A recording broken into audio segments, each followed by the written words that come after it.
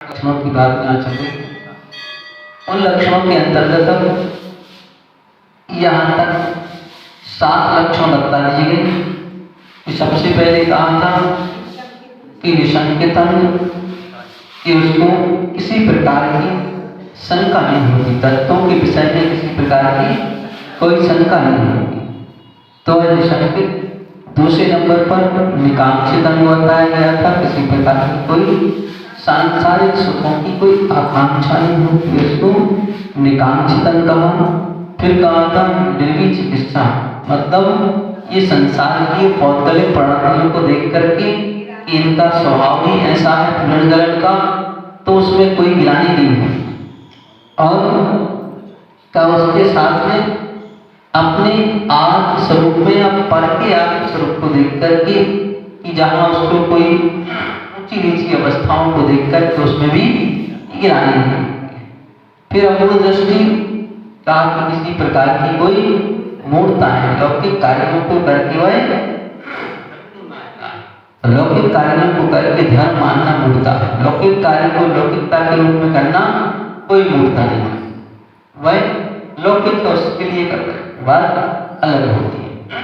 फिर यहाँ पर का उपगुहन का कोई धर्मात्मा के अंदर अगर दर्शन से और चारित्र से चलायमान होकर के कोई दोष लग जाए तो कहा उसको ढक देना, इसका नाम उपगुहन है।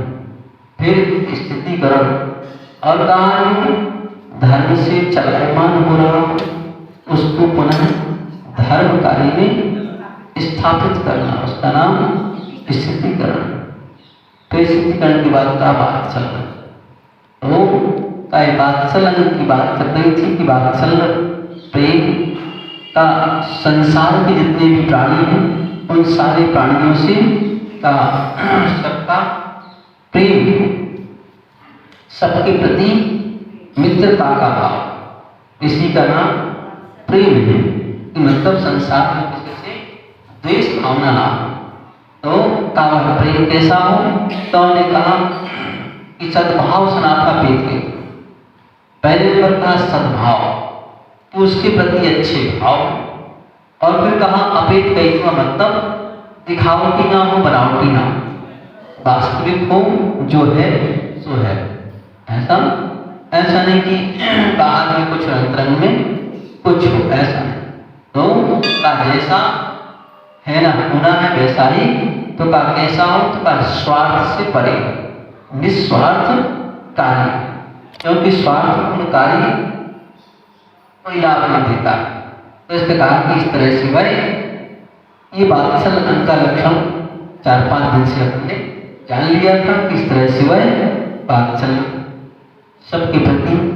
फिर कहा था कि अब अंतिम लक्षण बताता है कि प्रभावना, तो वह प्रभावना क्या है, इस बात को यहाँ सबसे पहले बताया।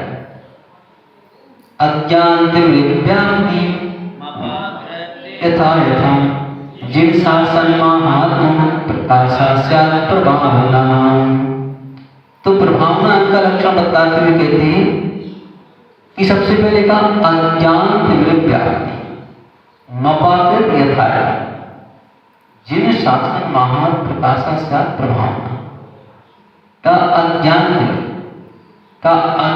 रूपी जो तिमिर है, अंधकार, क्या है अंधकार, अपाकृत मतलब व्याप्त, अंधकार रूपी अज्ञान जो व्याप्त है, उस अज्ञान रूपी अंधकार को दूर करना, क्या करना, अज्ञान रूपी अंधकार को का उस अज्ञान रूपी अंधकार को दूर करना, और का कैसे करना, तो कहा यथा का अपनी सामर्थ्य के अनुसार करना, अपनी सामर्थ्य को छोड़ करके न सामर्थ्य से कम और न सामर्थ्य से ज्यादा, ऐसा वह का अपाकर, तो का वह उस अज्ञान रूपी अंधकार को दूर करना ही जिन शासन को प्रकट करना है उसका महत्व दिखाना है।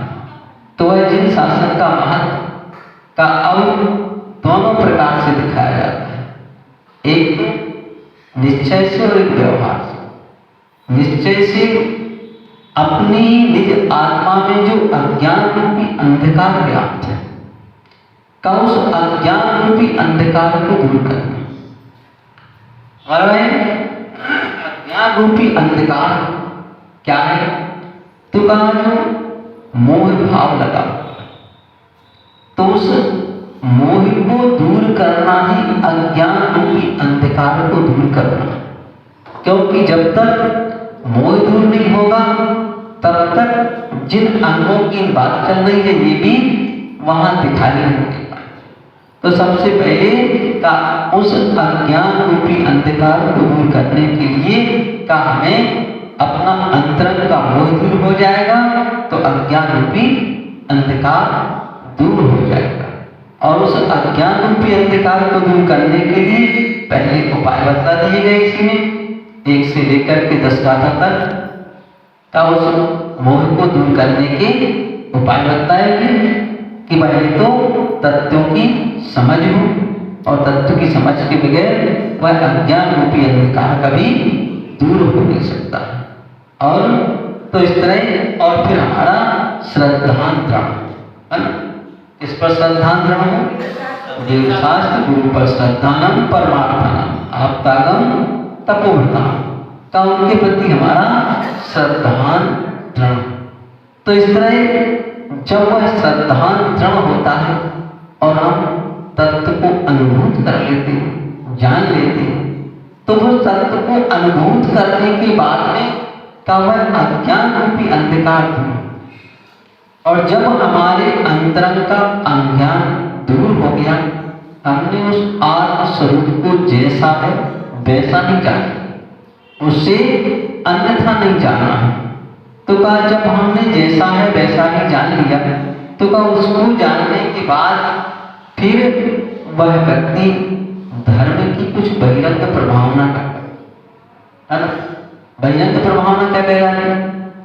ये तो अंतरंग से हो गया कि हमारा निज का अज्ञान रूपी अंधकार दूर हो गया। अब का हमारा अज्ञान रूपी अंधकार दूर हुआ है, उसके लिए हम बहिरंग में कैसे प्रकट करें? तो कहा उसको प्रकट करने के लिए इस सम्यक दर्शन के 8 अंग लक्षण कि इस क्रम से अगर हम चलते हैं, ये बहिरंग में हमारे अंदर लक्षण दिखाई देते हैं, तो इससे सिद्ध होता है कि हम एक धर्मात्मा व्यक्ति हैं, है ना। क्योंकि आगे चलकर के एक श्लोक में बताएं कि नाम हीनम मलम क्षेत्रम दर्शनम जन सतति मही मंत्रोक्षण निहंति विस्मृतना। कहा कि वह अंग से हीन सम्यक दर्शन जन्म की संतति को दूर नहीं कर सकता, वह तुम्हारे जन्म मरण को मिटा नहीं सकता। तो ऐसे का इस तरह से यहाँ होता है कि इसलिए 8 अंगों का महत्व बताया गया है कि सम्यक दर्शन के 8 अंग इस तरह से। तो यहाँ जब अज्ञान रूपी अंधकार दूर हो जाता है, तो का उस बहिरंग से उस अंधकार को जिनके अंदर दूर हो गया है, तो अब ऐसा व्यक्ति जिनके माध्यम से जो चीज प्राप्त हुई है, इनके माध्यम से देव शास्त्र गुरु के माध्यम से वह हमें अमूल्य तत्व मिला है। तो जब वह अमूल्य तत्व हमने उनके माध्यम से पाया है, तो उनका वह उपकार मानता है। और उपकार के तौर पर बेटा वह जिन शासन को प्रकट करता है, तो जिन शासन को प्रकट करने के लिए विशिष्ट प्रकार की पूजा आदि करके विधान वगैरह श्री जी की शोभा आदि निकाल कर और वह बहिरंग प्रभावना को करता है कि देखो जिनेंद्र भगवान के शासन का ये महत्व कर सकता है। तो ये जब कहीं कोई जिन धर्मावलंबी एकत्रित होकर और कोई भी कार्य करते, तो बाहर में लोग देखते हैं कि भाई ये कौन है और क्या है। तो यही तो बहिरंग प्रभावना कहलाता है कि हम इसको बहिरंगता से प्रकट कर सकते हैं। तो इस तरह यहाँ पर इसे बताई गई कि बाह्यरक्त प्रभावना और अंतरक्त प्रभाव। तो अज्ञान रूपी अंधकार जब दूर हो गया तो वह बाह्यरक्त प्रभावना, तो यहाँ पर उन प्रभावना अंग में का वज्र कुमार मुनि को नाम बताया है। तो यहाँ पर इस ग्रंथ के अंतर्गत जहाँ सम्यक दर्शन के 8 अंगों की बात करें तो उनमें कुछ बराबर आधे तो श्रावकों को लिया है प्रभावना करने और आधे मुनियों। जैसे निसंक अंग में किसको लिया था?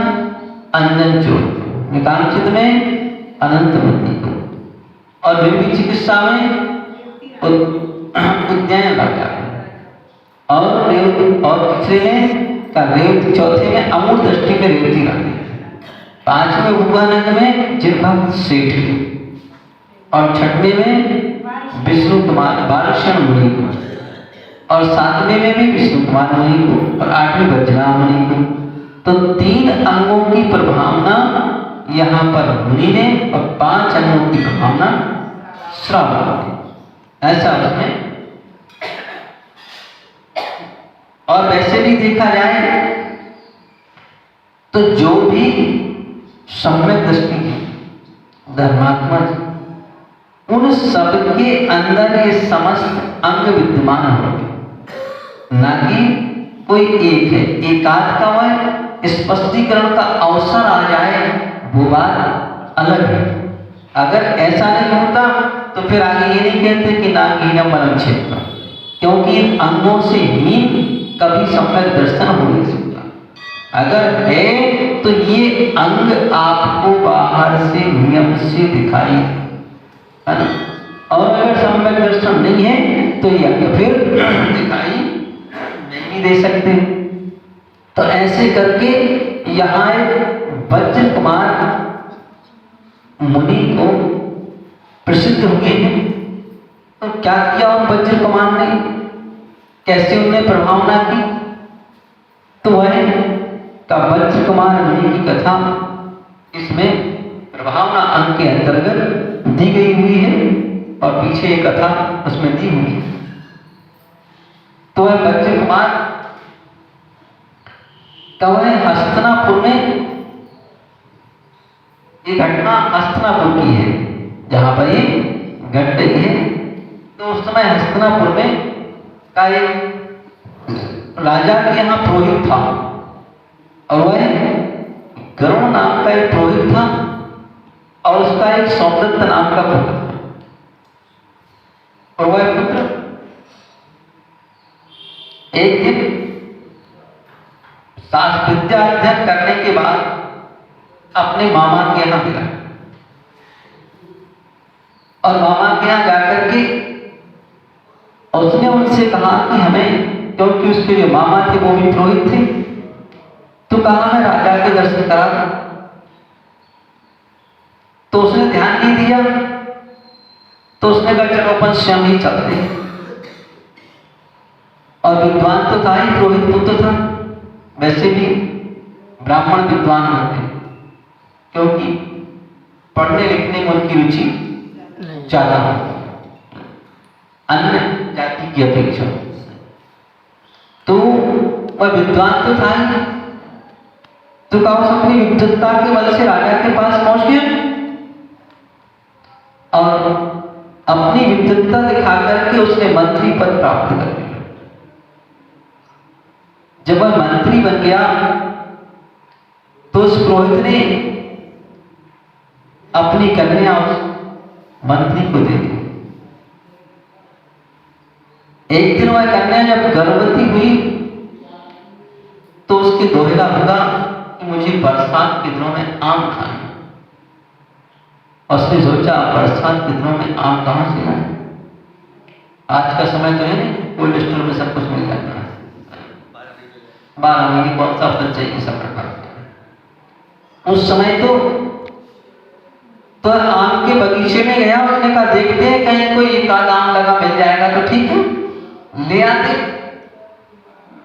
तो बगीचे में गया, और बगीचे में जाकर के उसने देखा कि उसको दूर से दिखा कि एक आम के पेड़ में बहुत सारे फल लगे। उसको देख करके बड़ा आश्चर्य हुआ कि आखिर इन दिनों इतने सारे फल कैसे लगे।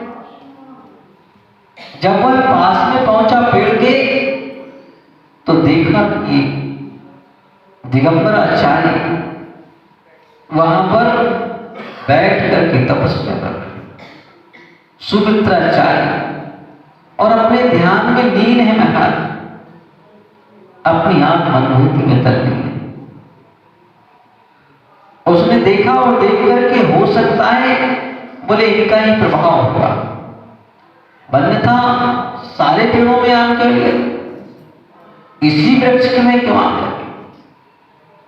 तो उनका वह वैसा प्रभाव जानकर, और स्वाभाविक बात है कि रिद्धिधारी भी आज अगर और वो कहीं बैठ जाए तो जैसे तीर्थंकर भगवान जब रहते हैं तो उस समय का 6 ऋतुओं के फल एक साथ आ जाते हैं।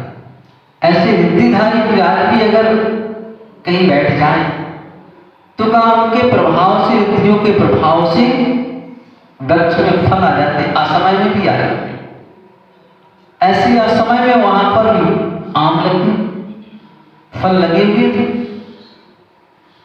तो वह देख करके इतना प्रभावित हुआ, उसने कहा कि ये धर्म श्रेष्ठ है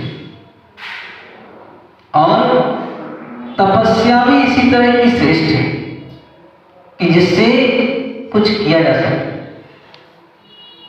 तो उनके तप को देख करके वह प्रभावित हो गया और फल तो तोड़ करके उसने माली के द्वारा घर भिजवा दिए और वह स्वयं मुनि के पास मुनि बन गया।